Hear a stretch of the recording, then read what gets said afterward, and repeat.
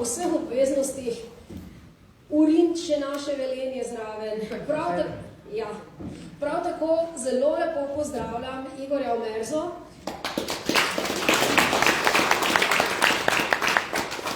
Nazadnje smo bili skupaj pred 4 leti, ko sta predstavljala vsak svojo knjigo. Ti si imel temno plat dela, se mi zdi, a ne? In z nami je danes še naprej naš kandidat za poslanca v Državnem zboru, Simon Dobaj. Zdaj pa Metod, izvoli. Hvala.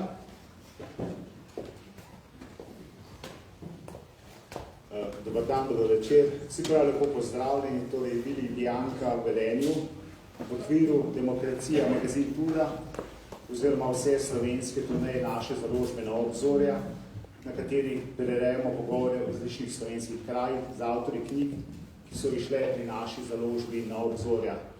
Prav lepo pozdravljam tudi vsi tisti, ki nas spremljate v neposrednem prenosu preko naše spletne strani demokracija.si. Današnji pogovorni večer torej organiziramo skupaj z mestnim odborom SDS Velenje. Pa bi kar začeli z vprašanji, glede na to, da so bili gosti naši že predstavljeni. Gospod Omerza, če začnemo dami pri vas, od leta 2010, ko ste izdali knjigo Edvard Kocberg, do 584 veljate za vodilnega raziskovalca udbovskih arhivov. Se pravi, raziskovalca gradiva, ki ima nek zloveš pridih. Za začetek bi vas tako vprašal, koliko tega udbovskega gradiva se je po demokratičnih spremembah leta 1990 še ohranilo in o čem vse ste do sedaj pisali, vemo pa, da ste veliko pisali. Izvolite. Hvala. Lepo pozdravljeni, hvala za vabilo. Zdaj, udbovski arhiv je večinoma uničen.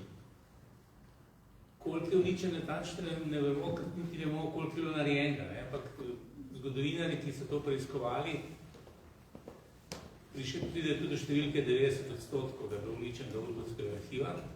S tem, da je neka zanimivost, da drugače ne bi mogli te knjig rado ne jaz napisati, če ne bi bilo nekatere stvari pa dobro ohranjene. Se pravi, nekatere stvari so popolnoma uničene, nekako neuravnoteženo je bilo uničevanje. Nekatere stvari torej so popolnoma ohranjene, nekatere so popolnoma uničene. Nekatere so pa tako ne. Zdaj, če nimaš dovolj dokumentacije, ne moreš pisati knjige, ker imaš prevelike praznine. Recimo, če se hočeš neko akcijo, neko zadevo opisati, ne moreš brez vsaj približnega števila dokumentov, ker mi da delava na dokumentih. Tako da, recimo, mi da sem napisala knjigo Teritorialna obramba, kriminalni temelji, teritorialne obrambe in NLB in tle sem našla, mislim, da 10 000 strani ohranjenih. To je nek fond štata, 4 mikrofilmske žepke, na vsakom žepku 64 slikic in teh žepkov je bilo ogromno, čez 100. Tako da se potem da zelo natančno čisto v jedro zadeve prijeti. Nekatere stvari pa pač ne moramo opisati, čeprav slutimo, da so bile, da je to še neka ozadja, ampak ne moramo špekulirati. Nekaj je še možno, da se bo prišlo iz Beograda, je še veliko tega, ker je slovenska udba veliko pošiljala v Beograd in to je vse ohranjeno v Beogradu. Tako da upamo, da bo nekoč to prišlo do Ljubljane, danes to ni problem, se to poskenira, se pošlje, originali se poskenirajo, se pošlje v Ljubljane, se da v arhiv in potem bomo lahko to raziskovali. Tako da to je še ena možnost, da dobimo nekaj, kar recimo v Sloveniji več ne obstaja. Uničevalo se je pa največ od marca do maja 90. Marca je prišla v ukaz, Eržena in Ertla, se pravi šefa udbe in notnega ministra, takratnega, da se uničuje in uničevalo se je, seveda, prihajalo se je prve demokratične volitve in se je uničevalo še po volitvah. 16. maja se najde zadnji dokument o uničevanju, 17. maja je nastopila že 16. maja prisegla nova Demosova vlada demokratična, 17. začela s delom in 16. so še uničevali. Gospod Omerza, če se dotaknemo, torej še te vaše zadnje knjige, ki ste dali naslov Velikani slovenske osamosvojitve in udba s podnaslovom Ciril Žebot Peter. Lahko na kratko opišete življenjsko zgodbo in poveste, zakaj je po vaše Ciril Žebot velikan slovenske osamosvojitve. No, to je prva knjiga v seriji knjig o osamosvojitvenih, velikih velikanih osamosvojitev in udbi. Se pravi, tiste, ki je udba zalezovala. V Žebotu bojo 3 knjige, ker je izjemno veliko hranjenega v Žebotu. Par škatljev hranjenih v Žebotu, tako da to je prva knjiga. Potem bom pisal še o Jožetu Pučniku, o Francu Jezi, to je bil Zamejc, ki je bil tudi fanatični zagovornik osamosvojitve, potem bom pisal o Novorevijaših, potem bom pisal pa, kot sem rekel, o Pučniku, potem pa še o Bavčarju in Janezu Janši. To, kar je ohranjenega udbovskega o tem, kako so spremljali te posameznike, ki sem jih zdaj naštel. Kar se tiče Žebota, zakaj res imam za osamosvojitve? Sveda, treba ločiti ljudi, ki so bili osamosvojitelji, pa niso sodelovali operativno pri slovenski osamosvojitvi. Ampak so to idejo gradili in se ideja je pronicala iz emigracije, recimo Ciril Žebot je bil najpomembnejši slovenski politični emigrant. On je že leta 1943 učel iz Ljubljane v Rim, iz Rima v ZDA in recimo on je pisal pamflete, knjige, članke in tako naprej. Recimo Jančare so zaradi tega zaprli, ker je bil pri sebi knjigo Cirila Žebota, našega znanega pisatelja. Tako da to je pronicalo in zato je te ljudi, ki so pisali o osamosvojitvi zunaj ali sodelovali znotraj, jih imenujem, jih imam za osamosvojitve. Ne glede to, ali so dejansko v zadnji fazi bili tudi upleteni v sam proces osamosvojitve Slovenije. No, za Žebota, kot sem že rekel, je on šel iz Ljubljane v Rim, pa iz Rima potem šel, emigriral v ZDA, tam je tudi umrl. Med vojno so ga hoteli pa ubiti, Vosovci, umoriti, bolje rečeno umoriti, in so se zmotili in so, ko so ubili profesora Lamberta Ehrlicha, so zraven ubili še nekega študenta Rojca, ker so mislili, da je zraven, že takrat zraven Ehrlicha, da stoji Žebot. Tako da se je izmaknil po srečnem naključju, ker tisti dan je zaspal, drugače je vedno spremljal že Ehrlicha pri jutrnji maši. In potem je Kardelj zahteval, da se ga še enkrat, da ga še najdejo, da ga umorijo, ampak on ga niso več mogli najti in je tudi odšel v Rim. Ampak zakaj zdaj on osamosvojitev? Zato, ker je recimo že leta 1946 ustanovil v Rimu akcijski odbor za samostojno Slovenijo. Leta 1946. To je bila pa posledica tega, da je bil on učenec Lamberta Ehrlicha, ki je bil umorjen leta 1942 strani Vosa, ki je pa v bistvu prvi slovenski zelo natančno zahteval samostojno Slovenijo, ne v okviru kakršnekoli federacije, ampak samostojno slovensko državo. Oni niso na zedinjeno Slovenijo, se pravi Koroška, ta italijanski del, ki je danes v Italiji, oni imel idejo zedinjene Slovenije kot samostojne države, kot edini garant za preživetje slovenskega naroda. No in Žebot kot njegov učenec je to misel razvil naprej in zato je bila tudi udba, ne samo zato, ker je bil nevaren politični migrant, ker je bil človek, ki je bil pismen, je bil sposoben, je bil politično razgledan človek, ampak tudi zato, ker je odločno zagovarjal samostojno slovensko državo.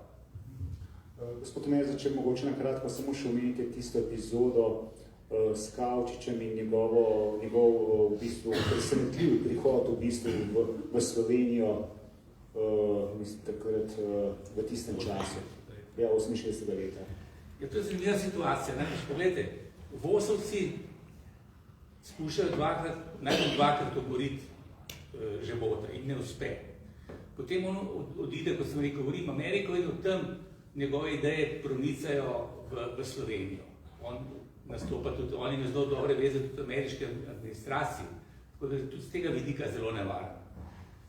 In on je leta 1968 pisal pismo na slovensko vlado, takrat je vodil Stane Kavčič, če lahko pride v Slovenijo. In Stane Kavčič je to dovolil. Te stari, rekel, stalinisti, Kardelj in tako naprej, pa tega niso vedeli. In je dejansko prišel Žebot v Ljubljani. In ko je Kardelj zvedel, da je Žebot v Ljubljani, je bil prepaden, ker so ga vendarle skušali umoriti. In skozi so ga spremljali, kaj počenja v tujini, najbolj spremljenih političnih imigrantov. Zato sem jaz lahko napisal, oziroma bom napisal še 2 knjigi poleg te o njemu. In ko je to zvedel, je takoj rekel, da ga je treba aretirati. Potem sem mu povedal, da ga je slovenska vlada spustila noter, ne? Potem je rekel, potem ga pa želite, in so ga izgnali iz Slovenije. In potem sem zaradi tega Kavčiča tudi seveda en glavni grehov, tudi pri njegovi straniti je bil tudi život, v tem je potem Tito sklical sestanek tudi poleg cestne afere, ki je še bila in je zahteval pojasnilo od Kavčiča, zakaj je života spustil v Slovenijo. Jaz to natančno opisujem v knjigi, vse te peripetije in zakaj in kako je do tega prišlo, kako se je to spremljalo in kako je to odmevalo. In to si lahko, seveda, to celo poglavje zelo obsežno v knjigi, ker je to zelo zanimiva štorija, ki še danes, vsaj v tistih krogih, ki jih to zanima, še vedno odmeva.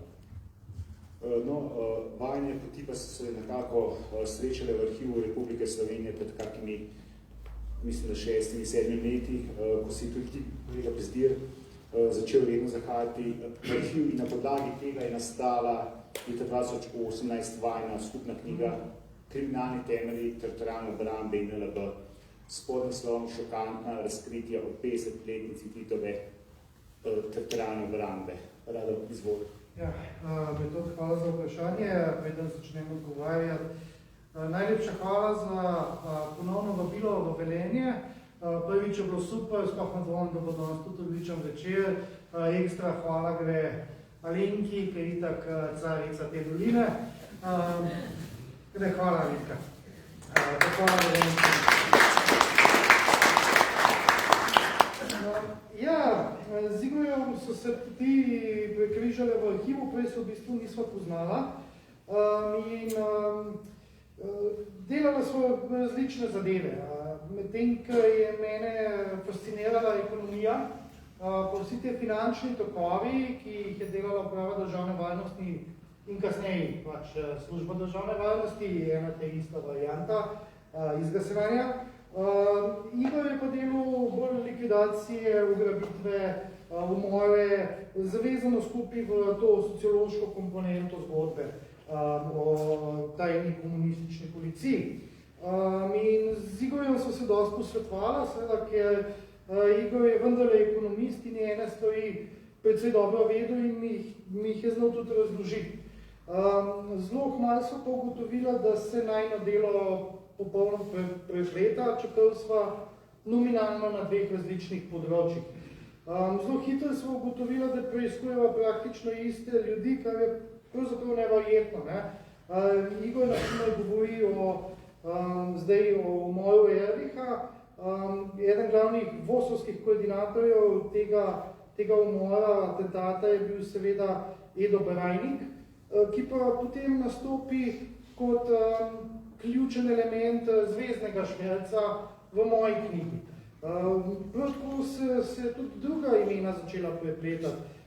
Niko Kavčič kot Vosovc, Niko Kavčič kot šef ekonomskega oddelka Udbe, Miloš Ogrizek kot Vosovc likvidator v Ljubljani, Miloš Ogrizek kot načelnik Slovenske službe državne varnosti in Švelcer.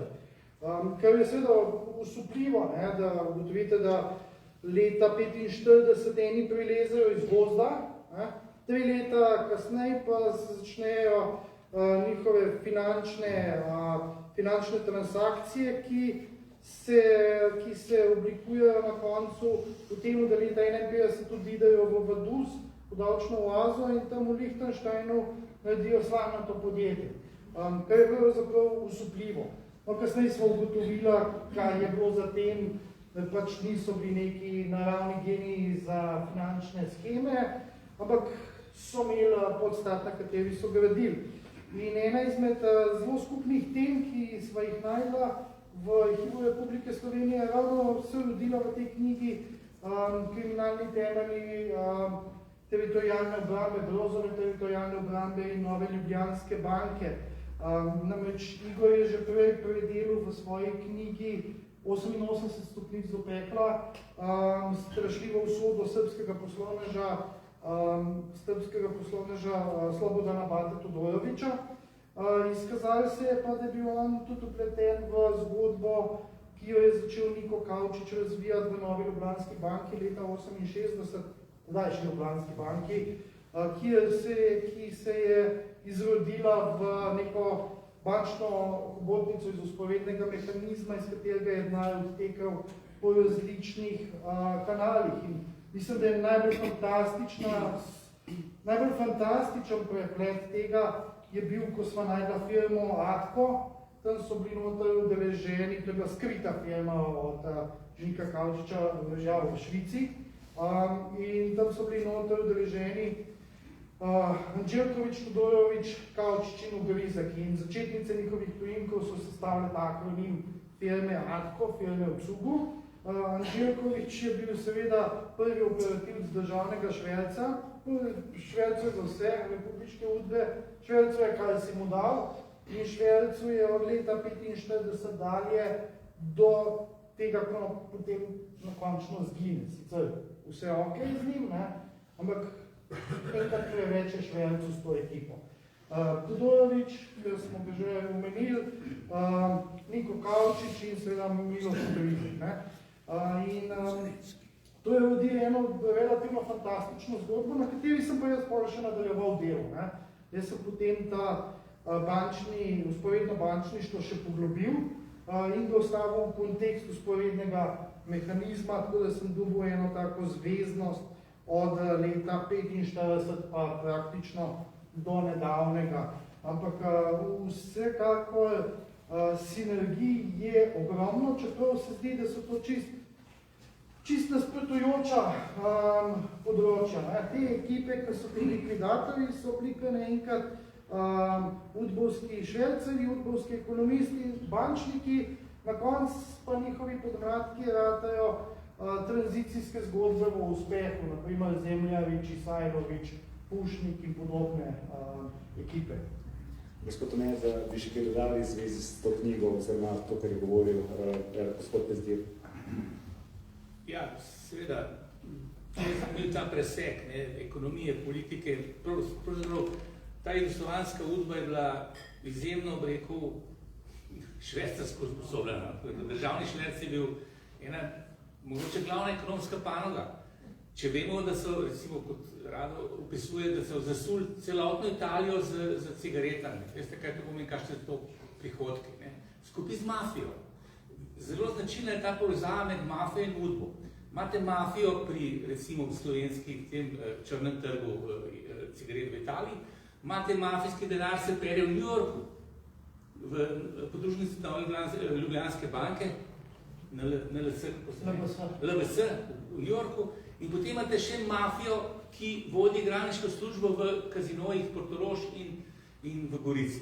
In seveda skupaj to z udbo, potem udba dobila delček tega na račune v Švici, se potem to na koncu tranzicije, ko začne malo pred volitvam demokratično se ta denar potem prenese na privatne račune. Tako da imate skozi ta povezavo, zdaj pa bi morali nekaj vedeti. Politika je tista, ki je udbi naročila državni šverc.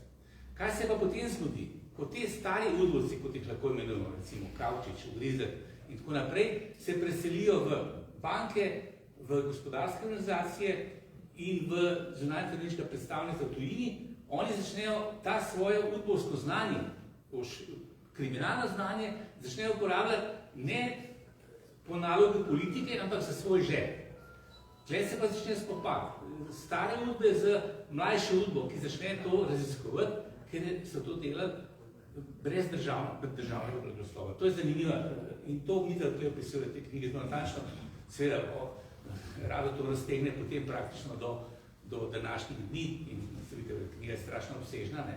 Tako da je to zanimivo. Recimo, jaz bi samo eno anekdoto povedal, ne bi se tako resno zgledal, ampak recimo, ko je ta rekel, mlajša udba dobila od politike navodilo, da pogleda, kaj dela ta stara udba, kako privatizira, zdaj ta državni šverc, ne več državni, privatni šverc, zase, je Miloš Ugrizek v paniki odšel z vlakom iz Celovca v Cirih in je tam vzel dokumentacijo iz banke.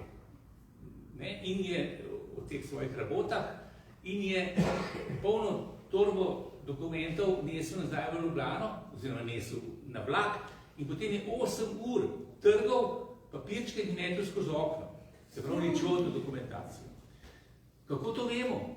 Zato, ker je zraven sebe sledilo službe, ki ga je on po svojega zaupnika s sabo peljal v Švico. Skratka, vidite, kakšne zgodbe so sprejete. To je komično, ne, da nekdo 8 ur, ampak komično, pač rešil je svojo kožo, ne. In uničuje dokumentacije, 8 ur na vlaku, se predstavljate to sceno, kako meče papirčke in Udba takoj drugi dan to zve, ker so delavci o tem takoj poročali. Recimo se vidite tak humorni vložek, ki pa je dosti resna zadeva, ne. Mogoče še dodatek k temu, ne, kažemo na eno zveznost, namreč ta vzporedni mehanizem, to v knjigi Globi seceram, preživi padec Berlinskega zidu in posebej preživi v bančnem sistemu. Bančni sistem potem je tak ključen zato, da s kapitalom, torej s krediti, ki nikoli niso vrneni, pa jih mi plačamo vsake 10 let, napolne omrežja. Ampak recimo ta presečna množica kriminala pa bančništva se pač sploh ne zaključi nikoli. Če je začetek leta 1945, ko iz Italije uvozijo prikrito 46 ton semen za konopljo v Jugoslavijo, se potem te zgodbe kar nadaljuje. Recimo LHB Frankfurt, ki je bila ustanovljena in v prvotni obliki Kredex München, ki je imel dva lastnika, en je bil Ljubljanska banka, eden je bil pa Slovenija Les, in to je bilo ustanovljeno leta 1968 z Nikotom Kavčičem na vrhu te bančne institucije. No, ta LHB je znam, da je čez 90. leta posredoval denarne tokove med tihotapci cigaret iz Črne Gore v času državnega tihotapstva pod Milom Đukanovićem in italijansko Sacro Corona Unido. To vemo, ker je odzun italijanska obtožnica zoper Đukanovića in ostale in v njih je pač navedeno, na kateri račun pri LHB-ju je Sacra Corona Unida polagala denar. Sacra Corona Unida je seveda pulska kriminalna združba. Potem imamo tukaj NLB Interfinanc, ki je spet nastal v vzporednem mehanizmu konec 80-ih in sicer nastal je tako, da je takrat Ljubljanska banka prikrito dala kredit Saftiju in je Safti preko nekega luksemburškega podjetja potem v Švici ustanovil banko, ki jo je na koncu prevzela Nova Ljubljanska banka in preimenovala v NLB Interfinanc. Ta NLB Interfinanc je dal, mislim, da sam 47 milijonov evrov kreditov, ki jih nikoli ni videl, vrnenih ekipi podjetju imenovano Invej. To podjetje imenovano Invej je bilo pa v lasti oseb, ki so tvorile Sulčinski klan, ki pa je znam po temu, da je sodeloval v operativnem planiranju atentata srpskega predsednika vlade Đinđića.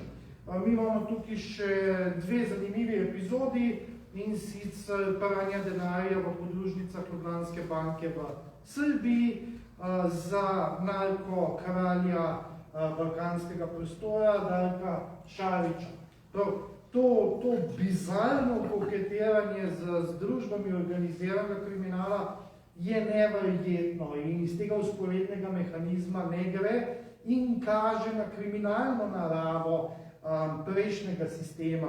Še celo hujš je, naprimer, akcija Vdaj v zemi, to je ena znamenita akcija iz začetka 70-ih let, ki pa pokaže, kako je ta mehanizem dejansko deloval. In sicer gre za to, da leta 70 v proračunu Socialistične republike Slovenije zmanjka denarja za nakup helikopterja in tehničnih pripomočkov za prisluškovanje za službo državne varnosti. Se pravi, SDV ni dobila denarja v proračunu. Kako so zadevo reševali? Zelo enostavno. Predsednik izvršnega sveta Socialistične republike Slovenije in predsednik partije sta rekla tedanjemu šefu službe državne varnosti, da naj v Portorožu v skladišču dvigne cigarete, jih prida italijanski mafiji, ko bo ljubnarnega upere preko Emone München. Si zgodbica je zabavna, pa smešna, ampak zamislite si, da to preslikamo do nas, kaj to pomeni. Danes to pomeni, da pride direktor Sove Stušek do ministra za finance Šircla in mu reče, stari moj, mi pa radimo neko tehnično opremo, pozabili ste nas v proračunsko postavko spraviti noter. Ni denarja za proračun. Pa mu Šircla reče, vzem čike, pa jih maficom predaj, pa financiraj. Razumete, koliko jasno je, da je bil prejšnji sistem absolutno, totalno kriminalen, če je proračun se zapiral z kriminalnimi posli. Rado to pomeni, da se ti v tej knjigi sporedni mehanizem globoke države nadgradil vse to, kar sta že skupaj pisala, pa tudi recimo to, kar je v bistvu pisal že Danilo Slivnik v svoji knjigi Kučanov plan, ki je šla leta 1996, ker je pisal o Saftiju in Aditu, ampak ti si to res vse z dokumenti nadgradil in se poglobil v podrobnosti. Ja, dejansko Slivnikova nesreča in obenem sreča, vam razložil boje, je bila pač, da ni imel dokumentov. Jaz sem dokumente dobil, ker gre za arhiv službe državne varnosti, ki je bil 2007 z odločitvijo državnega zbora predan v arhiv Republike Slovenije. Predtem je bilo to v Visu in potem Sovi in je enostavno bilo nemogoče dostopati do dokumentov. Zato je Slivnik se lahko zanesel samo na pričanja. Ta pričanja so bila resnična, ampak ker ni bilo dokumentov, so pač Slivnika relativizirali in začeli zgodbo, da je to pač šizofrenija, pa udbomafija, pa da je to stvar norcev. Skazali se je, da je delati stran od tega, da je bila ta stvar norcev. Še več, jaz sem šel lahko toliko globino, pa toliko širino, da se je skazalo, da to je stvar norcev, ampak kriminalnih norcev. Da so to kriminalci počeli in da so počeli še celo tranzicijo in označili tranzicijo in oblikovali Slovenijo tako, kot je danes, za to norostjo. Zdaj, zakaj je bila pa to Slivnikova sreča? Jaz sem intimno prepričan, da bi Slivnik, če bi imel takrat te dokumente in bi jih objavil, bil ubit. Zato, ker to so bila pa 90. leta, ko je prišlo do privatizacije in nihče od te stare ekipe si ni mogel privoščati, da bi jih nekdo razkrinkal, kaj počnejo in kako počnejo. Kajti to ni bil njihov denar. Oni so 89 začeli družbeno premoženje izvažati in v začetku 90-ih v proces privatizacije to pripeljali nazaj kot zasebno premoženje, s čimer so začeli kupovati slovensko ekonomijo in oblikovati omrežja. In v tistem trenutku, če bi jim kdo vrgel kaj takega na mizo, mislim, da bi resnično ostal brez življenja. Ker njihov ključen cilj je bil kapitalsko zavzeti centre moči za to, da se razvoj Slovenije nadaljuje pod našo taktilko in ne taktilko kogarkoli drugega. No, glede na to, da smo danes v Velenju, me zanima, a sta v udbovskih arhivih našla tudi dokumente, ki so povezani s tem mestom, a je kakšna vajna zgodba, ki ste jo skrila v vajnih knjigah, povezana s nekoč Titovim Velenjem? Jaz imam eno krajšo zgodbo, noter napisano o Gorenju, in sicer v poglavju tranzicijsko omrežje, kjer opisujem karierni razvoj konfidentov Udbe in pa visokih uslužbencev Udbe. In gre za tikotaško zgodbo z sredine 80-ih let, ko se je Gorenje dogovarjal s slovaškim podjetjem Kova za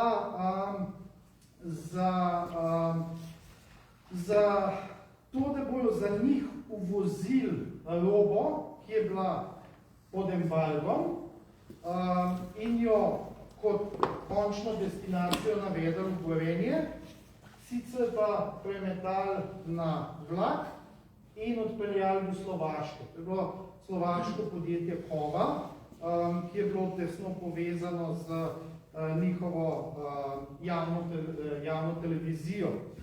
Kaj je zanimivo, jaz mislim, da to boste vsi vedeli, kdo je bil konfident, ki je nosil informacije službi državne varnosti, kaj se počne, pa služba državne varnosti je nadzirala ta proces. Nekdo je bil samo tisti, ki je govoril, ja, to se pa zdaj odvija, to gre pa tako ali tako, se prav opaziti je bilo treba, da gre po vseh regalcih, tako, kot si je Udba zamislila. To je bil, če verjetno ga poznate, Jože Caf iz Eltija. No, on je noter v knjigi omenjen v ta epizoda.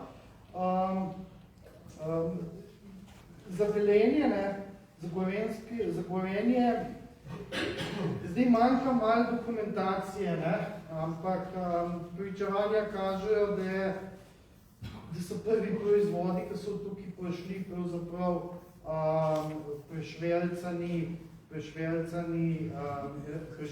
elektronske naprave iz Milana po drugi svetovni vojni. Ampak kje več dokumentacije ni. Zelo dobro je spričan ta Elti, Elerad, Jože Caf. No, Velenje je pokrivala Celjski center službe državne varnosti. Zanimivo je nekaj časa tle celo načelnik Peter Tepeš, ki pozneje bil namestnik načelnika Slovenske udbe in Režena in po Režeru 4. maja 90 po odhodu v Beograd, se pravi, takrat je bila že prihajala nova Demosova oblast, je postal celo šef Slovenske udbe Tepeš. Pozneje, mislim, Bavčar je odstavil. Ampak v tej knjigi, če smo lih konkretno Velenje, Udba in akcija Sever, opisujem, kako je Celjska udba ugotovila, da skupina, zaznali smo skupino, pravijo celjski udbaši, Slovencev, ki jo sestavljajo Drux, Jože, Štorman, Adolf, Domko, Dušan, Lah, Rastko. Namreč, te so takrat, ko so Srbi pripravljali miting v Ljubljani, so se skupili in so to hoteli v Ljubljani in fizično obračunati z mitingaši. To opisujem recimo v tej knjigi. To je direktno dogajanje, ki so ga Celjska udba poslala poročilo v Ljubljani v tej skupini, kaj se je pripravljalo. Samo to bi glede Velenja že vprašal in gospod mi je pred pogovorom mi je rekel, naj vaju vprašam, če ste kaj zasledili v dokumentih, kakšno vlogo bivšega direktorja Gorenja Bobinca, če ste ga kje v dokumentih zasledila. Mi dva s gospodom smo že vzori zdemotirala, pa sem mu rekel, ne pride k njemu, da smo kakšno korekcijo vprašanja. Pa zdaj še za občinstvo povem, da ne, Bobinca ni za najdetno, kar ne pomeni, da ne bi bil s čimerkoli povezan, ampak enostavno, iskreno, Bobinca ni nobene omembe v arhivih. To je z tega konca. Pred Bobincem pa. Kako? Pred Bobincem pa. Ja. Rigelnika je pa velik, ne? Tako. Ne, tudi Rigelnika ni velik. Morate razumeti to, kaj Igor je rekel prej, 80-ta so večinoma uničena. Ja.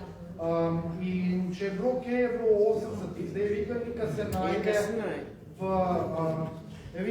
se najde v dveh elementih. En element je dokumentacija kriminalistične policije, vezana na sanacijo Gorenja, ko vojaki sanacijo Gorenja, ni težko sanirati, če ti en da pol denarja na mizo, pa zgodba o LHB-ju.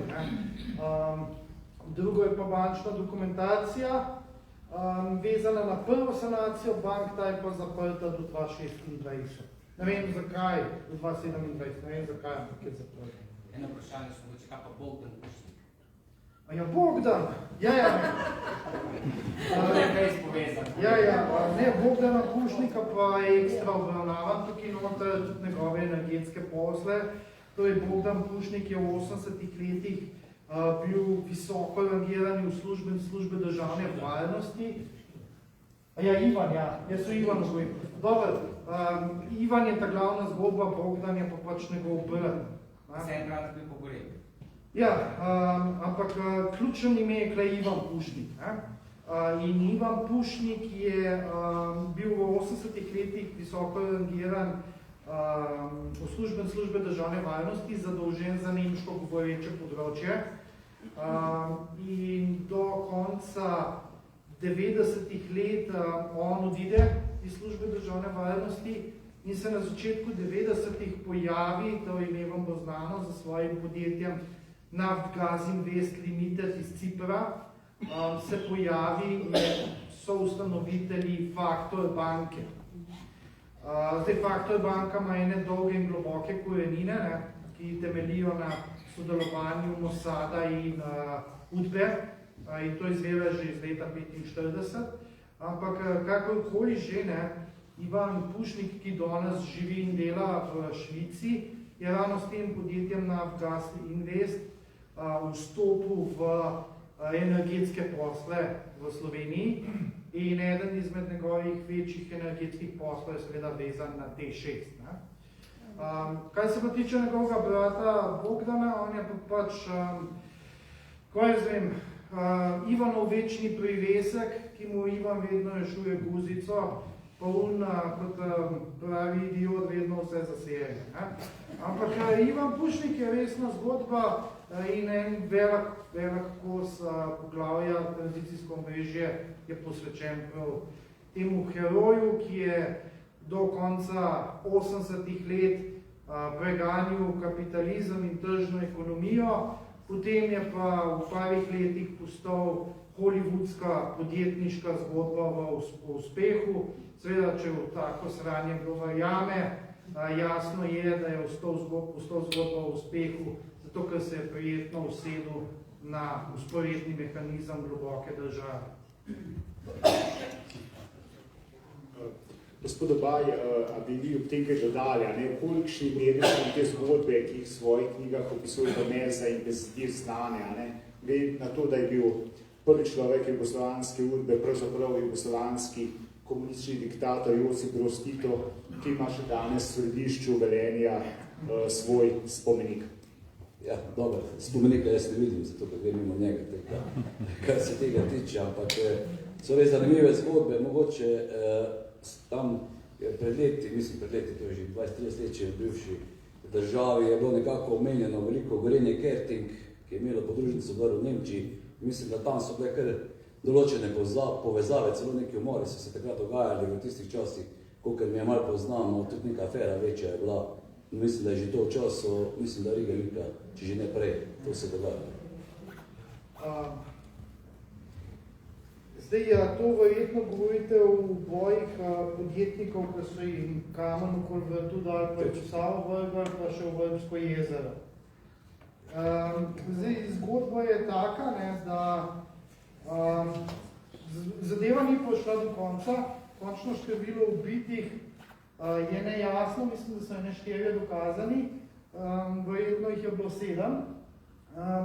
Vemo pa tudi to, da te ljudje, ki so bili ubiti, so po naključju vsi bili skrbniki računov ali pa podjetij, socialističnih podjetij, ki so imela podružnice v tujini. In so naj bi vedeli, kje je denar. In ta ekipa, ki jih je ubijala, naj bi od njih zahtevala, da jim ta denar preda. Zdaj, to ni bilo nikoli dokazano. To je tisti, ki se je rolal gol pa dol. In kar vam znajo tudi kakšni kriminalisti povedati. Končna sodba je tukaj še zadrl. Kar se pa tiče Gorenja Kertinga, je pa v Arhivu Republike Slovenije v Arhivskem fondu ARS 316, to je Agencija za revizijo postopkov lastninjena, kar obsežna dokumentacija, ki jo je pa vredno pregledati, ampak ne samo Gorenje Kerting, ampak tudi vsa Gorenjeva podjetja. In tisto, kar lahko vidimo, pa že rečemo po neki analizi, je, da so to podjetja, ki so služila pač za izvoz denarja, ki so delala fiktivne račune in fiktivne stroške, ki jih je potem Gorenje izplačeval in se je socialističen Gorenje je imel vse slabše poslovanje, kar je pripeljalo do sanacije Gorenja, medtem ko ta zunanja podjetja pa so bila polna denarja ampak navidezno prezadolžena in so ugašala, denarje pa izginja. Kar pa ni dosti drugač, kot Gorenje 2:0 nekaj let nazaj, ki so ga sesule pravzaprav zunanje podružnice, ki so bile masivno zadolžene pri materi in pri bankah, in to toliko zadolžene, da s tistim dobičkom, če je sploh še bil, bi rabili 40 let, da bi svoj poslovni dolg pa do bank odplačal. Ta norost, ki se dogaja vsakih 15 let z Gorenjem, je resnično zaskrbljujoča in kaže, da vsi te veliki carji, ki vedno prevzamejo Gorenje, delajo samo maksimalna sranja. Ja, gospod Baj, bi še kaj izpostavili glede iz časa tranzicije ali podobnega? Kakšno zgodbo? Jaz kakve take zgodbe ne poznam, me pa zanima, tule v vaši knjigi, jaz sicer še nisem cele prebral, moram reči, da je kjer obsežna.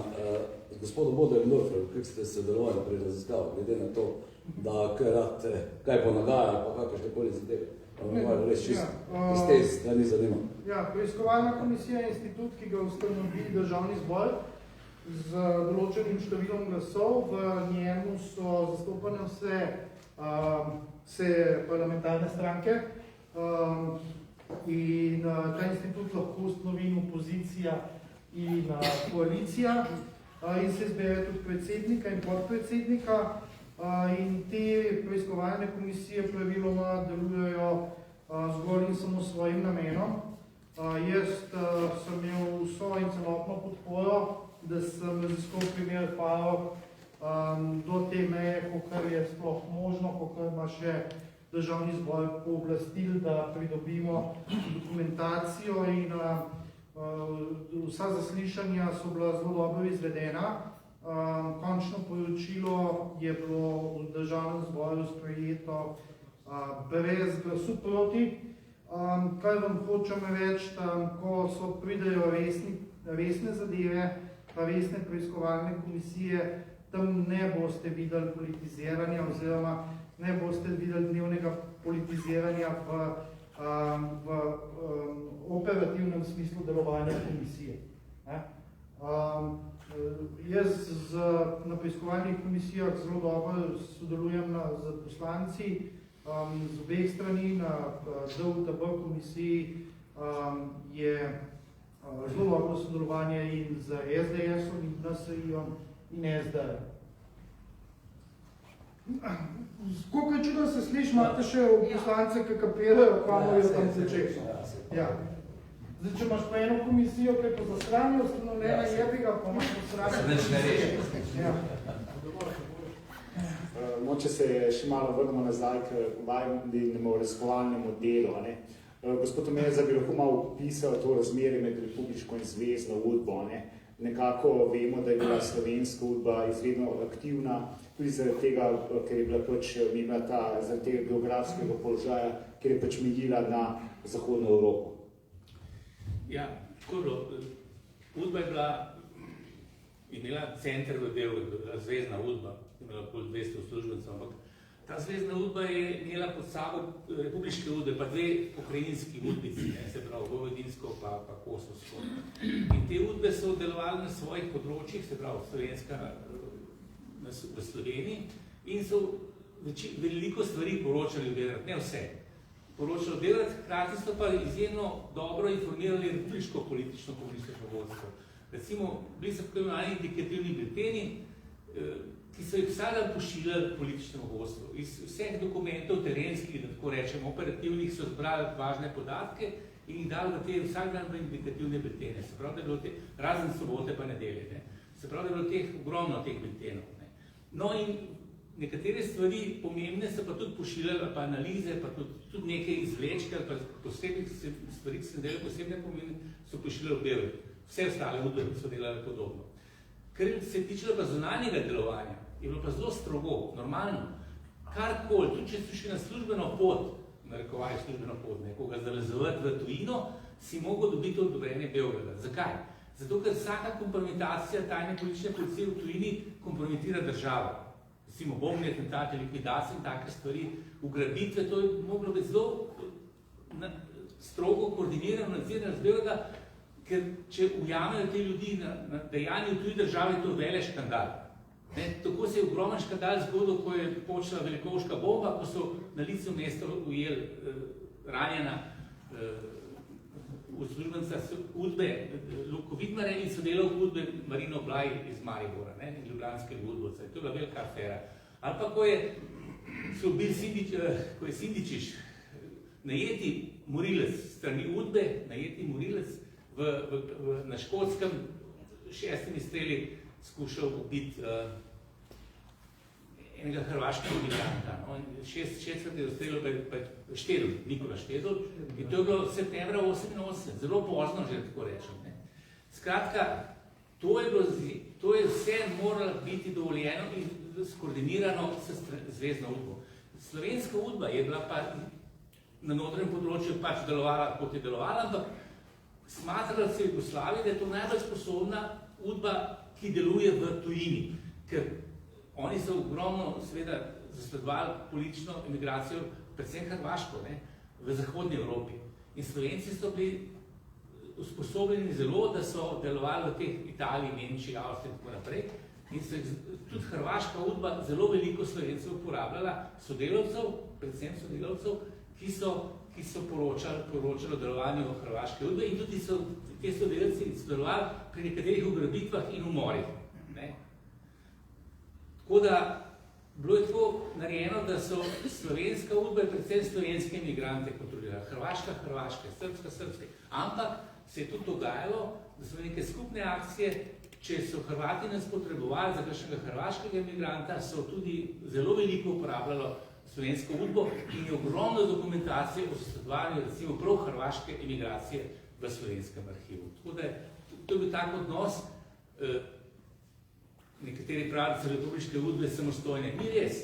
Bile pa so seveda teritorijalno vezane in politično vezane na komunistični vrh v Sloveniji, ta je pa seveda vezan zopet na komunistični vrh v Beogradu. Dokaj je bil Tito živ, seveda se vse tja stekalo po njegovi smrti, pa je bil vrh komunistične partije, ki je bil nacionalno skozi urejen, nacionalno razdeljen in pa seveda zelo pomemben pri tej vodenju Jugoslavije po Titovi smrti je bil vrh Jugoslovanske ljudske armade, ki ima tudi svojo tajno politično policijo, ki se je imenovala KOS, kot narodelo KOS.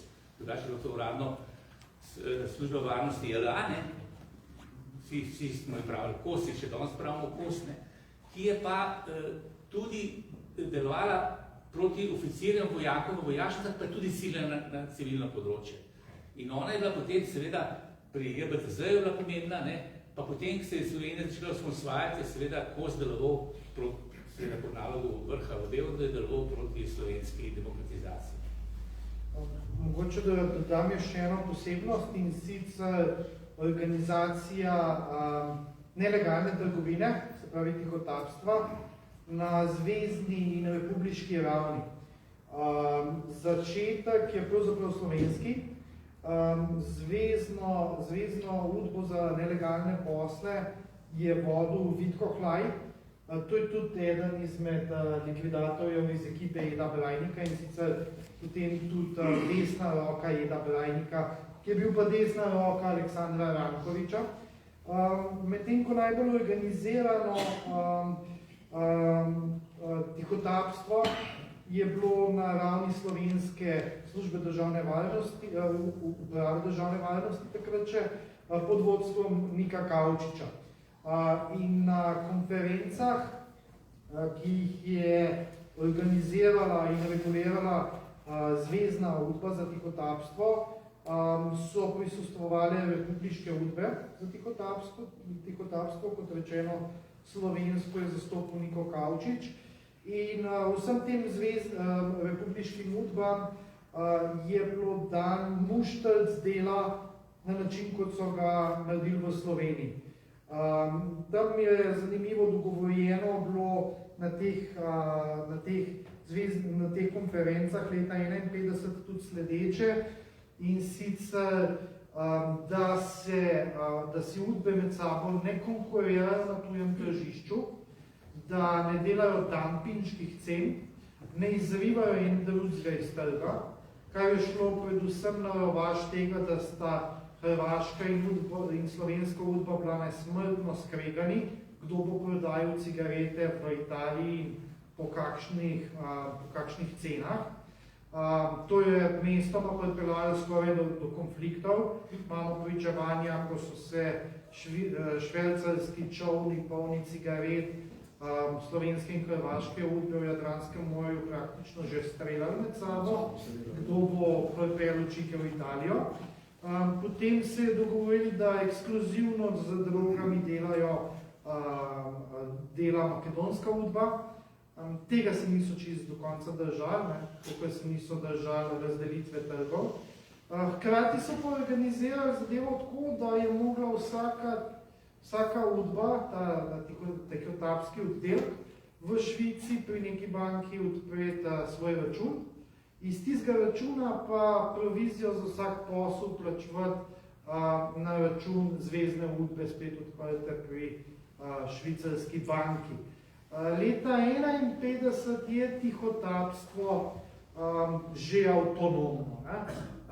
To je edini del verjetno v udbi, ki na republiškem nivoju spusti zelo veliko avtonomijo delovanja, kar je normalno, ker to so posli s kriminalci, o čemer pravzaprav govorimo. No, potem me zanima, koliko pa sta v teh dokumentih odkrila to, da je pa v bistvu bila udba pod neposrednim nadzorom v bistvu komunistične partije, oziroma koliko so bili v bistvu šefi republiških zvezne partije seznanjeni z delovanjem udbe, ali so jo usmerjali, ali pač niti ne, ali so se kaj v bistvu posegali v to operativno delovanje, ali pač ne. No, zdaj, šefi udbe so vse vedeli, ne? Seveda, politični šefi so jim pošiljali poročila, kot sem že rekel. Recimo slovenska udba leta 87. Jaz nekako leta 88 je konc vse mogočne udbe kot tajne politične politike. Zakaj? Ko prije do afere GBTZ, začnemo udbo spravljati na plano. In to se začne potem topiti kot masno. Mi, odbor za varstvo človekove politike, ki je nastal za aretaciji Janše Boštne Tasića in tudi Sojene potem zavrlo, je začel raziskovati to in smo nam je Roman Leonard ogromno povedal, ker je bil prej oficir Kosa v teh zadevah.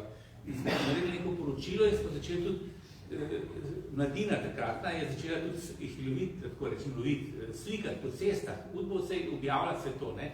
In ko ti začneš udbovce objavljati, njihove fotografije konc, njihovih takega delovanja ne more več biti. In takrat je tudi politika začela umikati od udbe. Če gledate zapisnike sej tegale komisije, ki je bila zadolžena za skupščinske, za raziskovanje procesa GBTZ, vsi politiki so hodili na udbo, mi s tem nič nimamo, mi nič ne vemo, kaj je s to udbo, za nas praktično udba ne obstaja. Ne? Začeli so se umikati od udbe stran. Ne?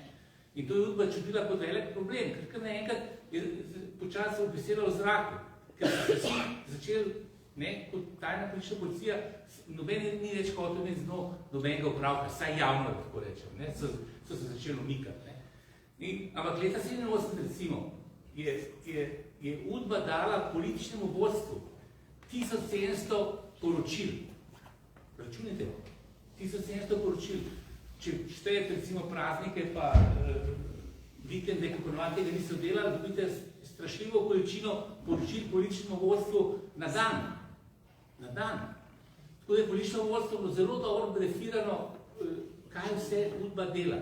Politični šefi so vedeli vse, v sami udbi, pa udbovci niso vsega vedeli. Recimo za kakšen atentat je vedelo samo, ali pa ugrabitev, ali pa umor, je vedelo 10 ljudi znotraj udbe, pa nekaj politikov, najvišjih. Tako da, to je bilo vse strukturirano, posebej, ker je bilo zunaj, je bilo zelo tudi znotraj udbe, se ni vedelo. Zakaj? Ker če vsi vejo, potem lahko kakšen prodor pride noter v udbo, tujih obveščevalnih služb so upravljali tako namena za sodelavce, za akcije in tako naprej, in tudi za nadzorovane osebe, zato če bi prišlo do prodora v dokumentacijo, da tisti, ki bi to videl, ne bi vedel, zakaj se gre. Zato tudi udbovci med sabo niso vedeli vse, kaj kdo raziskuje in kaj se skriva pod določenimi imeni. Šefi udbe so vedeli pa vse, seveda. To pa jasno, ker drugače ne može voditi službe tajne službe, če ne veš vsega, kar se znotraj nje dogaja. Rado, imaš morda v knjigi objavljen kakšen dokument, ki recimo jasno kaže, da je bil o vsem tem obveščen tudi recimo zadnji šef Centralnega komiteja Zveze komunistov Slovenije Milan Kučan, da je pač tudi on v bistvu že po funkciji verjetno dobil sproti ta poročila oziroma te informativne biltene. Zdaj, jaz imam 100 strani najbolj izbrane dokumentacije objavljene na koncu, na kateri knjiga temelji. Jaz imam nekaj v zvezi s tem, ampak primarno ima več Igor. Jaz tisto, kar imam, je eno zelo zanimiv dopis, ki ga je v 70-ih letih napisal tedanji sekretar LK Republiške konference SZDL Milan Kučan, ki razlaga, kaj je pravo lastništvo in kdo razpolaga z podjetjem Adit, fantomskim podjetjem, ki ni obstajalo, je bilo izven jugoslovanske regulative. Je bilo pa še kako ključno, da je pred padcem Berlinskega zidu se izvozil družben kapital v Luksemburg in Švico in se lahko potem nazaj vrnil in je bil tudi eden izmed ključnih vzvodov za začetne lastniške rekonfiguracije v procesu privatizacije, predvsem v prevzemu tednika Mladine z strani kapitala, ki je prišel iz kanala vzporednega mehanizma. Kot zanimivost naj dodam, da imam še en dokument vezan na poznavanje in razumevanje tega vzvoda imenovanega Adit, ki ga je pa podpisal, kako zanimivo, ta drugi predsednik Republike Slovenije, ne socialistične Republike Slovenije, ampak Republike Slovenije, in to je bil Danilo Tirk.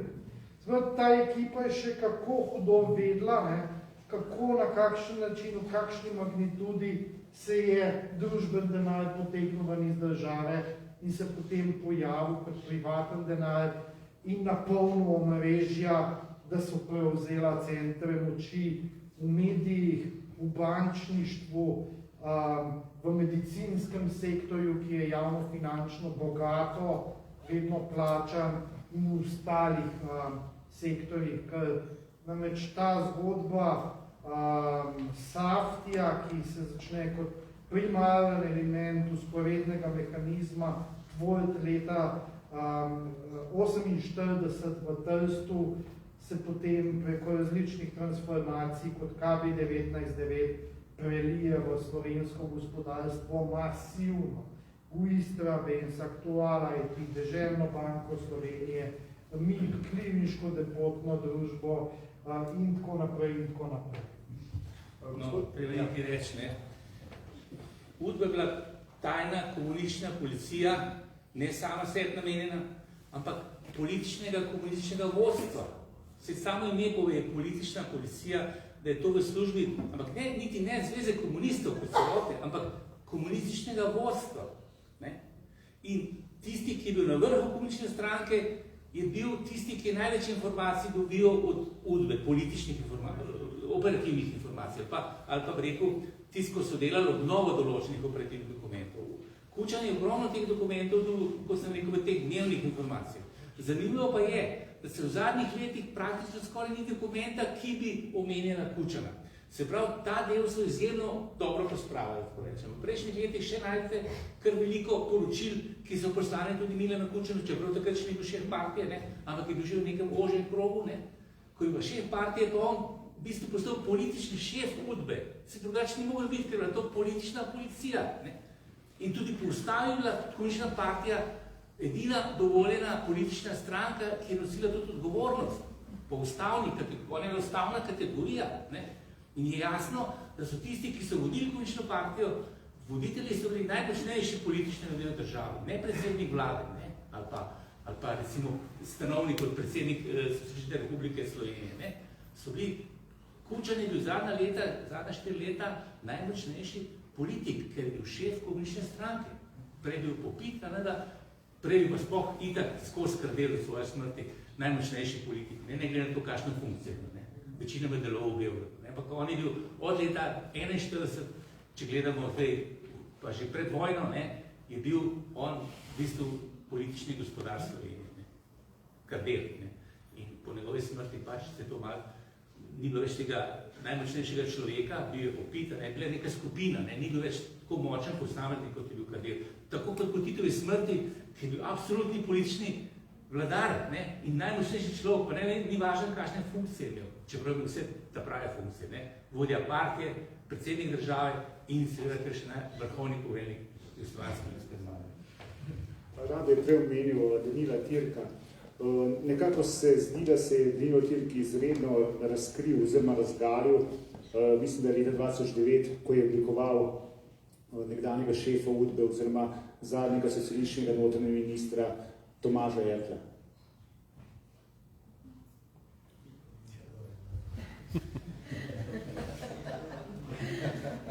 To je pa, nimam besed, jaz sem se to prebral, smo se podubili nekateri prijatelji iz odbora za varstvo človekovih pravic, Ertl naš glavni nasprotnik, tako rečem.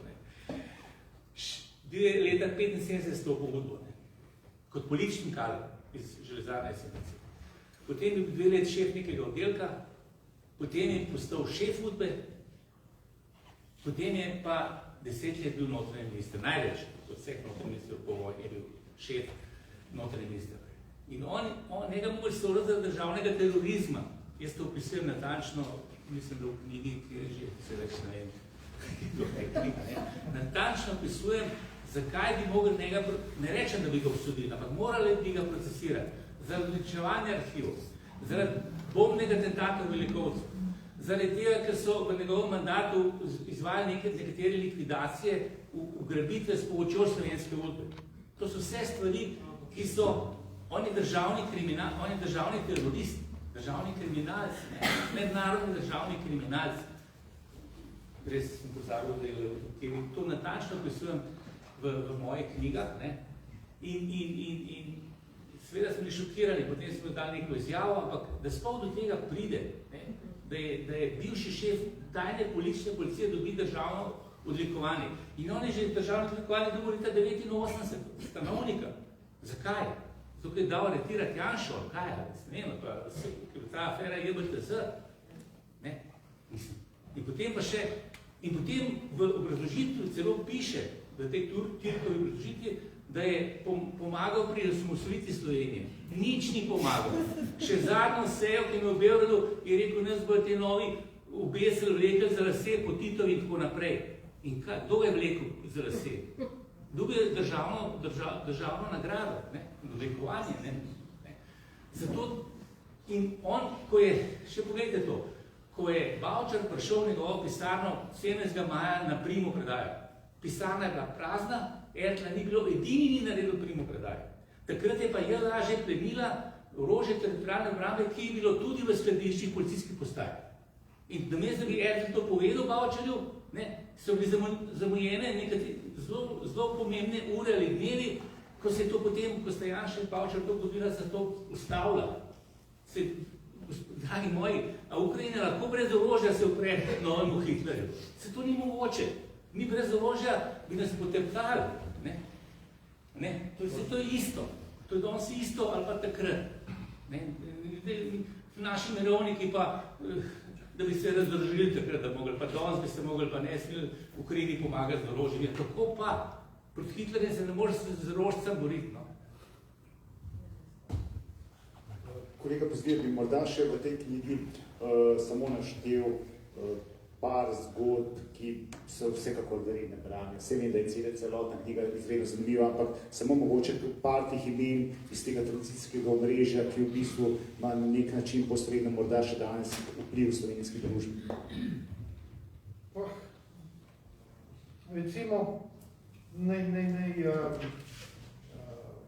Recimo, če se fokusiram samo na poglavje tranzicijsko omrežje, pa nisem pravičen do knjige, ker sam poglavje izpostavljam, ampak srečno knjiga ne slišim. Imamo pa že pohod kufal do zdaj.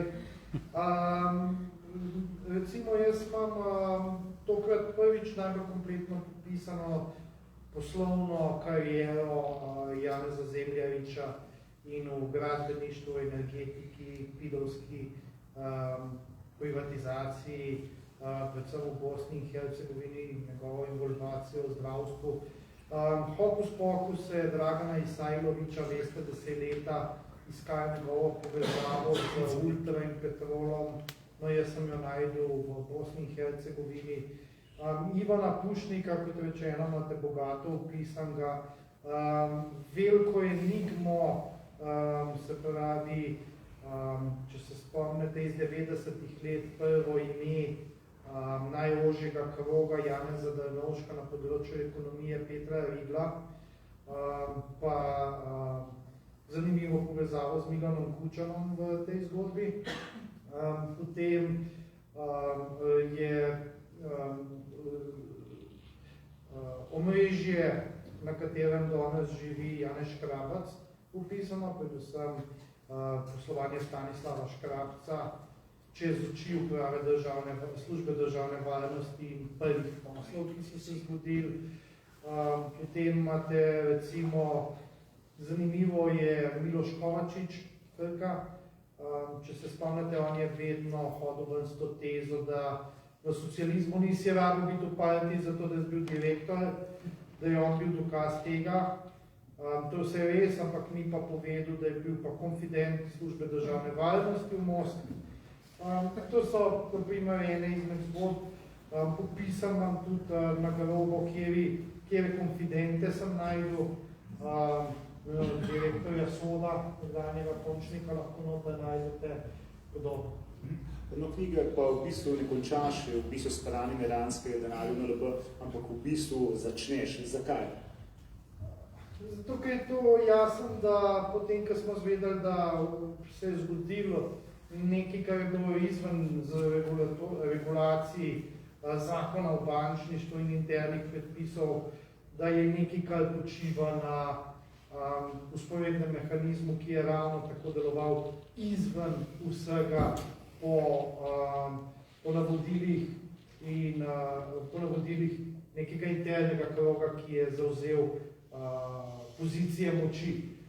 In izkaže se, da je to edini način, da lahko sploh smiselno pojasnimo, kaj se nam je zgodilo, kajti to ne samo to, da nekdo tako močno in brutalno z vso obveščevalno silo, ki jo ima Iran na voljo, penetrira v slovensko bančništvo, ampak da na koncu se izklopijo vsi regulatorji, Banka Slovenije, Urad za preprečevanje pranja denarja, Ministrstvo za finance, izklapljati se začne policija, izklapljati se začne NPU. Na koncu, pred nekaj leti, vidimo, da v epilogu tega primera se izklopijo tudi tožilstvo in NPU še enkrat, kar vam kaže, da pravzaprav je vse lepo in prav, ampak centri moči v tej državi vendarle še vedno poslujejo po pravilih, ki so vzpostavljene v vzporednem mehanizmu. To so pravilih, kot je v proračunu zmanjka denarja, pa ti rečejo šverce cigarete. Gospod Meza, če mogoče narediti en povzetek, kaj nam vsa ta odkritja, razkritja, ki pač jih vi pa objavljate v vajnih knjigah, povedo o prejšnji socialistični Jugoslaviji, Sloveniji, pa v bistvu tudi na nek način vemo, da se te stvari vlečejo skozi tranzicijo tudi v današnji čas. Kaj v bistvu nam to pove o naši preteklosti, pa tudi na nek način sedanjosti? Nekako se mi zdi, da se ne vsi, no, ampak en del javnosti pozabil, da je ta režim propadel. On je propadel. Zakaj je propadel? Ker ni bil primeren za to, da vodi neko družbo, nek razvoj. Mi smo zgubili desetletja s tem režimom. Jaz vedno tako rečem, pogledajte, nekateri ljudje menijo, pa tudi ena zgodovinarka je knjigo napisala o tem. V redu, državni šverc ni nekaj lepega, to je velika kršitev v mednarodnih odnosih. To so tudi oni potem nehali na veliko nogo to delati, potem, ko je Italija protestirala in te države, kjer so oni izvajali ta, rekel, kriminalno dejavnost. Zato ugleda države, to je zelo slabo za ugled države, ampak je rekla, kaj smo pa hodili narediti po vojni? Bili smo osiromašeni, bila je vojna, zrušeno vse, akumulacije nismo imeli, smo mogli na nek način priti do deviz. Pa do deviz, da se ustanavljajo podjetja, kar je dejansko, recimo, v Sloveniji se dogajalo, da se z tega denarja generiralo kar nekaj uspešnih, pozneje uspešnih podjetij. Ampak pogledajte, zakaj? Se moramo vprašati, zakaj pa je bilo to potrebno na ta način priti do akumulacije? Zakaj? Zato, ker ste po vojni ali pobili, ali zaprli celo podjetniško elito, ki je že obstajala pred vojno, ki je bila zelo, rekel, tudi do delstva zelo spoštljiva in je lepo ravnala. Velika večina teh naših predvojnih kapitalistov. Berite Sirsa, recimo njegovo knjigo, kako je njegova družina delovala, ali pa tega Hribarja, ki so ga ubili tam, umorili, njegovo ženo, strašljivo tam v gozdu nad Strmolom. Se pravi, likvidirali so praktično celotno gospodarsko elito, tisto, ki je znala delati, ki je bila sposobna delati, nacionalizirali so celotno privatno lastnino, postavili so ljudi iz gozda na te položaje, ki tega niso znali.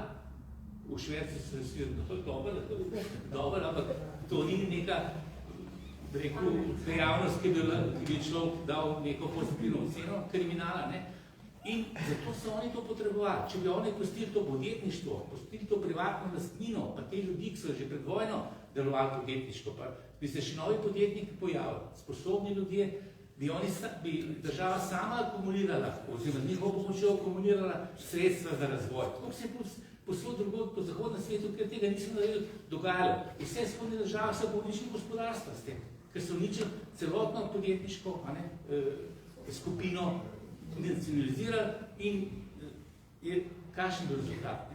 Gospodarstvo je vedno do konca šepalo v vseh teh državah. In to je verjetno glavnih razlogov, da je prišlo tudi tega preobrata, ker nismo bili sposobni te tekme z zahodnimi ekonomijami. Je prišlo do nasutja Sovjetske zveze in vsega tega vzhodnega bloka skupaj z Jugoslavijo. Kar se tiče pa sovjetske osamosvojitve, je pa to sreča, narekovajih sreča. Namreč, če ne bilo teh zunanjih dogodkov, tudi ta Miloševićeva nora politika do Kosova, in če ne bi mi te ekipe, ki sem prej naštel na začetku, mi osamosvojitve to zgodovinsko okno se odprli in nismo jo izkoristili. Imeli smo tudi pogumno in modro in odločno vodstvo takrat, vemo samo, ki je to osamosvojitev vodilo skupaj s slovenskim narodom, več ne rečem. Nobenega ne bom izključil z tega, ampak imeli smo vodstvo in imeli smo dobre mednarodne in jugoslovanske notranje situacije, da smo lahko naredili nekaj, to ni preprosto, ne država, veste, to je strašno težko. Hvala. Zdaj se počasi približujemo koncu našega pogovora. Zato bi vprašal gospoda Dobaja, kakšne ima v bistvu spomnine na slovensko osamosvojitev, glede na to, da je ravno in v bistvu povezavi z Ukrajino, glede na to, da je ravno gospod Tomer za to omenil. Moram povedati, da 91 leta sem dejansko zaključil še tisto, bi rekel, jugoslovansko vojsko. Februarja sem prišel dejansko iz Reke, kjer so bile že zadeve kar nesramno pripravljene proti kakršnikoli dejavnostim in dejansko se je že takrat čutilo, da bo zadeva sigurno eskalirala. Sicer, hvala Bogu, da v Sloveniji zelo manj, kakor se zdaj dogaja v Ukrajini, kjer se dejansko kri usoda Evrope. Jaz mislim, da je to poglavitna zadeva, da je Evropa složna, tako kot je bila Slovenija složna 91 leta in da pokaže zobe dejansko neki nadmoči, nekega bi tako imenovanega pakta, ki je takrat veljal v bivši Rusiji, Sovjetski zvezi, in je prav, da napnemo vse moči, da se ta agresija ustavi, ker nič dobrega to ne kaže potem za Evropo, ki bo sigurno najbolj občutila vse zadeve, ker ne smemo pozabiti, da Ukrajina je četrta velesila, kar se tiče naravnih bogastev in tudi najbrž je interes zadnji Zahoda, da ima kakršnekoli zadeve in me je strah, da če se ne bo to uspešno končalo, da bo Evropa res najbolj občutila te zadeve. V nedeljo je minilo 2 leti, odkar je prisegla tretja Janševa vlada oziroma sedanja vlada. Gospod Dovaj, zanima me, kako ocenjujete njeno delo na splošno? Ja, no, tako sem že prej, ko smo imeli konferenco omenil, dejansko, da je po tistem poklapanju ponosu Šarca prevzela dejansko naslednji dan se je pa potem že pojavila pandemija, prazna skladišča z maskami, dejansko je bilo kompletno razsulo, mogla se je boriti, začeti obvladovati zadeve pandemije, seveda ne bodi ga treba, pa so takoj dvignili glavi stari vladniki in so se dejansko vedeli, kako je treba državo voditi z kolesarjem temi zadevami. Dejansko je to vse iz teh, kar sta predstavila gospod Merza in gospod Pezdir, dejansko vidno, da je ta sporedni mehanizem še kako živ, da obvladuje določene kroge in še to me bolj sem prepričan, da dejansko moramo 24.4. zmagati, ker dejansko vidimo, da obvladuje od medijev do ostalih zadev in močno propagirajo. Zato je ta vlada, jaz pravim, ogromno naredila za Slovenijo, za gospodarstvo, kakorkoli je zelo trpel turizem, ampak dejansko mu je pomagala, da je preživel, ne glede za anomalije, ki jim zdaj očitajo prodaje Save turizma in karkoli, ampak Sava turizem se je prodal že pred leti, še ko ni bila dejansko ta vlada na oblasti, ampak če imaš medije, če imaš sporedno državo, dejansko lahko narediš velike neumnosti oziroma lahko spodbijaš vso dobro delo te vlade, ki je v 2 letih res ogromno pokazala in s prvim dnem se je dejansko borila s pandemijo, pa še z bivšo vlado oziroma bi temu jaz rekel sporedni mehanizmi. Kako pa ocenjujete odnos vlade do občine, za kateri vemo, da so glavni generator regionalnega razvoja, policentričnega razvoja, kako vplivajo ukrepi vlade na trudni razvoj občin in kako bodo vplivali prihodnje? Ne vemo, da so se povprečnine povišale in še marsikaj drugega. Ja, jaz moram reči, da je vlada to ogromno naredila tudi, kot ste že omenili, povprečnine so dvignali za občine. Sicer tule v Velenju me je malo strah, ker se dejansko ogromno dela na kolesarskih stezah, pa na, bi rekel temu, Beverly Hillsom, jaz pravim, kjer hočejo ta zlati grič napraviti. Dejansko pa premalo se vlaga v zadeve, kjer bi prinesli nova delovna mesta, ki imajo višjo dodano vrednost, kajti energetska lokacija Šaleške doline, ki že od nekdaj velja, tukaj bi bilo prav, da to tudi ostane, ker je ogromno znanja, ljudje so navajeni živeti v tem okolju, poznamo energetiko in jaz mislim, da bi mogla občina tu večji korak narediti k novim delovnim mestom in tem zadevam, ne pa samo neke elitne zadeve, ki dejansko vemo, da prinesejo ogromno investicij, investicije pa vemo, kaj pomenijo, da se lahko spet zadeve zasučijo, kot so se pri določenih zadevah, ko je bila na oblasti UDBA oziroma komunistična partija in je dejansko imela sporedni mehanizem, pa pranje denarja, pa skrivanje, pa tudi švercanje, kakorkoli. Še zadnje vprašanje z moje strani za vas. Na kandidatni listi SDS za državnozborske volitve, torej kandidirate v Velenju, 5. volilna enota, 7. volilni okraj. Kaj so vaše poglavitne programske usmeritve za Velenje, za Šaleško dolino in za Slovenijo? Zakaj si boste v bistvu prizadevali, če boste izvoljeni za poslanca? Ja, seveda, tako sem že omenil. Prvo je, da ostane Velenje močna energetska točka, ko sem omenil, da že živimo z tem, potem ogromno je treba narediti za mlade, da jih bomo obdržali v dolini, čeprav ne glede na to, da je bila objavljena letnica 2034 za zapiranje premogovnika in Teša, so dejansko te razmere, karkoli se dogaja v Ukrajini in pa na energetskem trgu, zadeve sigurno podaljšale in tako tudi sama strategija predpisuje, da se vsake 3 leta lahko strategija pregleda in mislim, da že pri naslednjem pregledu bo marsikaj jasnega, da to ne moremo kar tako zapreti. Promocija turizma je zelo pomembna, Šaleška dolina je dejansko zelo lepa, treba je samo vnesti še lokalne pridelke dejansko od naših okoliških kmetov, turističnih kmetij, ki znajo in zmorejo, da promovirajo svoje znanje. Seveda infrastruktura, zelo pomembno je ta tretja razvojna os in pa seveda železniška povezava Velenja, oziroma včasih je že bila seveda železniška povezava Velenje-Slovenj Gradec, to bo kar težko, ampak mislim, da pa če bi to povezavo proti Celju pa naprej napravili, kot bi moralo biti, bi mislim, da tudi razbremenili ceste, ki vemo, da dejansko danes avtoceste premorejo veliko gnečo in en pas je dejansko rezerviran samo za tovornjake, ki pa jaz pravim, da so cestni promet je največji onesnaževalec, ne termoelektrarna Šoštanj.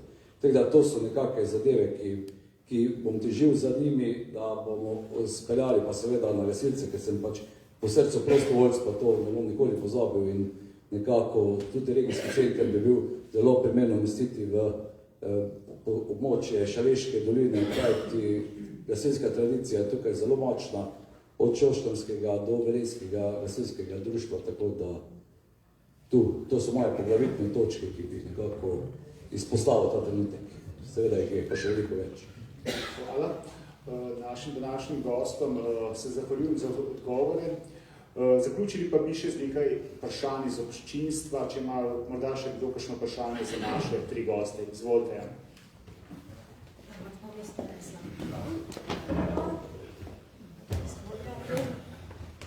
Najprej bi se jaz verjetno lahko kar rečem imenu vseh, zahvalil 2 mušketirjema.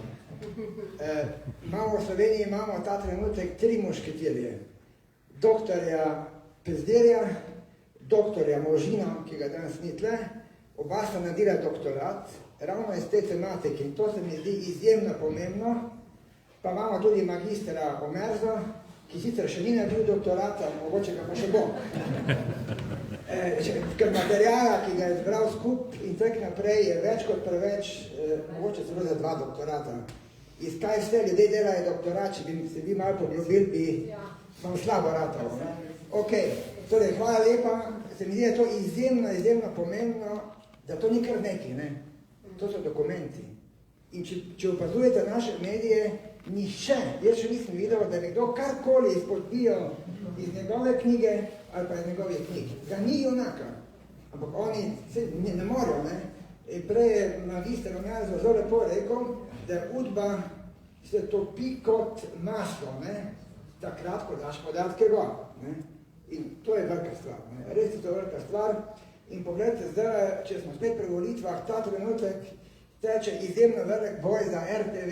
Zakaj? Če bo ta naša garnitura zmagala še en mandat, bojo cele moškotiri redni gosti na RTV. Tega se oni bojijo, med drugim. Zato res je en velik aplavz. Hvala lepa.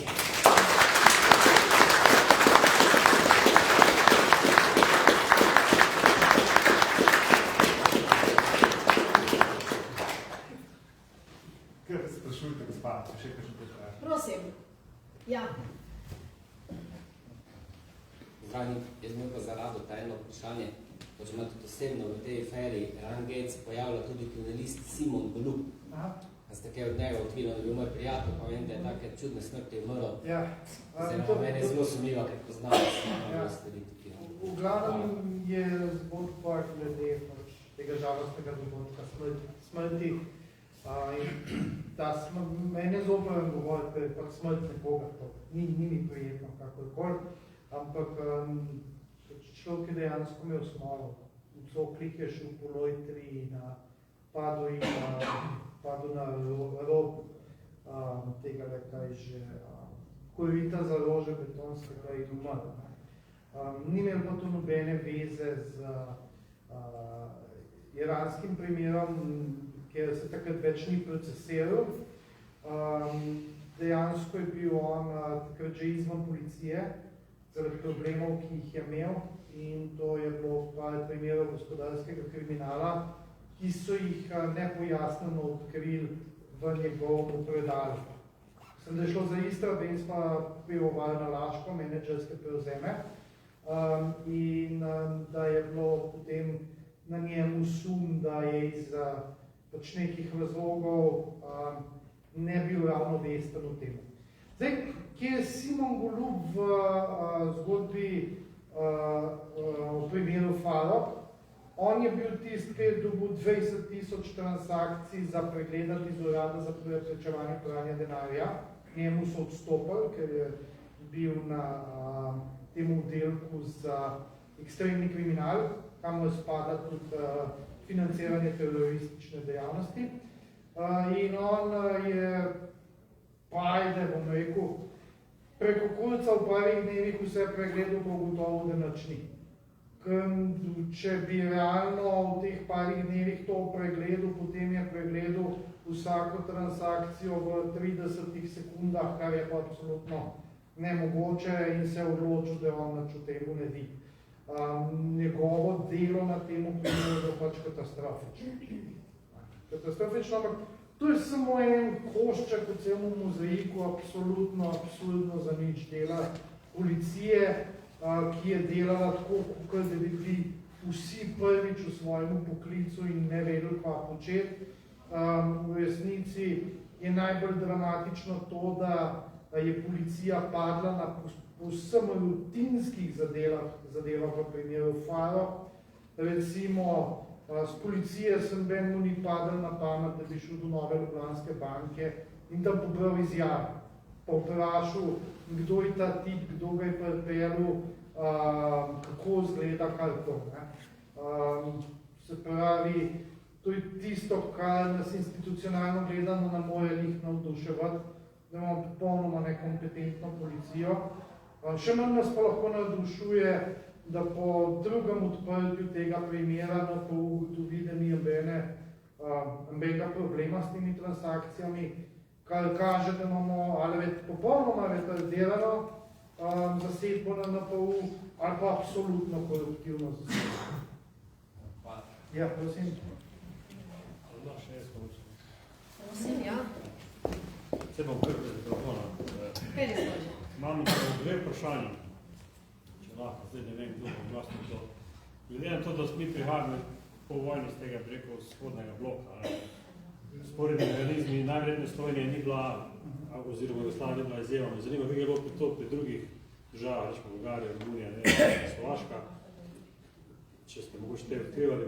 Drugo pa tudi tale vaš pogled, takrat se je zgodilo pač, mislim, na 1993, ta Rožalska afera, takrat je pač naš predsednik takrat, ko potegnil tudi vaš pogled, ko ste bolj seznanjeni s tem, kaj se dejansko tudi dozadnje dogajalo, glede na to, da se nič ni naredilo, da nekdo... Zdaj, ta drugo vprašanje, kar zadeva drugo vprašanje, nisem preiskal. Bom poskusil, da tukaj mize mikrofon čez na kakšen bolj kakovostno odgovoriti, ker jaz imam težavo odgovoriti, če neke dokumentacije ne pregledam in pa mi zoprem govoriti. Moje intimno mnenje pa brez veze, v kači to mačke uje. Kar se pa tiče prvega vprašanja, pa v bistvu zelo dobro vprašanje, ki je enak problem, naprimer, je bil izkazan, trgovanje je bilo tako in drugačno in tihotapstvo in neobičajni kanali poslovanja in involviranosti različnih komunističnih tajnih policij so bili na veliko. Ampak zelo dobro pa vemo, kako je šlo v dveh državah, ena v Sloveniji, druga vzhodna Nemčija. In sicer v DDR-u se je pred padcem Berlinskega zidu zgodil čisto enako kot pri nas. Stasi je začel izvažati denar v Liechtenstein, Švico pa Avstrijo. Razlika med nami in Nemčijo je seveda ta, da so Nemci zelo hitro v Bundestagu naredili preiskovalno komisijo, pa potem še eno preiskovalno komisijo, ki sta enostavno ugotovila te tokove denarja in šla v pogajanja s Švico in so Liechtensteinom pa Avstrijo in so ta sredstva tudi nazaj pridobili. Dobršen del tega so rekonstruirali. Sprav, to ni nikakršna naša specifika, ne. Naša specifika je samo to, da se lep del javnosti dela absolutno glupe, da to ni obstajalo. Čeprav to obstaja v arhivu Republike Slovenije. In je naša zgodovina, kakšna je, takšna je, ne? Ampak naša je tem se treba soočati in ko se enkrat s tem soočaš, je nedvoumno jasno, da smo živeli v zločinskem pokvarjenemu totalitarnemu sistemu. Ampak pač nismo švabi. Zanimivo, če gremo mednarodno, znamenita je najbolj verjetno Štasi, se pravi, nemška, rekel, udba, kako rečem. Ampak v nekem elementu in zelo sposobnega. Posebej, da so nemško govoreči za zahodni Nemčiji imeli strašno visoko, recimo, mislim, bil sekretar od Šnela, koga šef kabineta je bil sodelavcev od Štasija, se potem zaradi tega mislim, da je nemška vlada padla. Skratka, oni so bili izjemno sposobni, ampak glede načevanja arhiva smo pa bili manj sposobni kot druga. Kaj se je zgodilo? Ko je padel Berlinski zid, to je zanimiva zgodba, so Štasovci začeli darjeti v papirnate stroje, so rezali dokumentacijo. So pregoreli, so šli po noč v zahodni Berlin in so zbudili prodajalce in so rekli, da damo dvakratno ceno, dajte nam nove stroje. So jih vzeli in do konca to zrezali. Kaj se je potem zgodilo? Potem so pa neki študenti, oziroma neka skupina je zavzela zgradbo Štasija in zaščitila tiste vreče zrezanih dokumentov. In zdaj to v Nemčiji oni sestavljajo. 60-70 ljudi delajo vsakodnevno na tem, ne vem, tisoče in tisoče teh vreč zrezanih, oni sestavljajo. So rekli 50 let ali koliko sestavljajo, zato ne računalniški program, mislim, da bo zdaj kmat končal. Kaj pa naša udba naredila? Pelala je okoličev, papirnato kašo. Ne moreš sestaviti, ne? Ali so se žigali v toplarni, ali so tam v Kočevski reki sežgali mikrofilme in tako naprej. Se pravi, naši, kar so uničevali, so nikoli veliko boljš, recimo v Štasi, samo kot neka zanimiva zgodba. Ok, še zadnje vprašanje. Niti ne. Ok.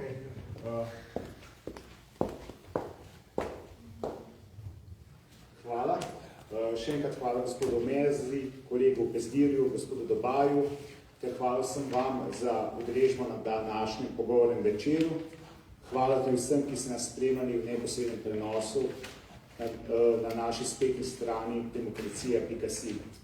Vabljeni ste vsi tudi na našo spletno stran www.vseknjige.si, kjer predstavljamo knjige naše založbe Nova obzorja. Hvala vsem in lep večer vam želim še naprej. Hvala.